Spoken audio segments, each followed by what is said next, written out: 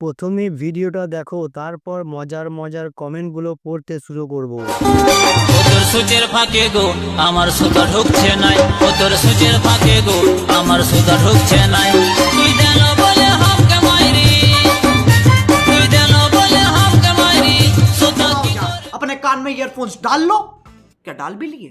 बहुत तेज हो रहा है, बहुत तेज हो रहा सालो। खैर शुरू करते हैं बिना किसी बकचोदी। তোর বাবাকে একটু মোবিল এনে দিতে বল। দিয়ে দিচ্ছ মারা, থুতু দিয়ে ভরে দিতে হবে। একটু মধু লাগিয়ে দে, এমনিতেই ঢুকে যাবে।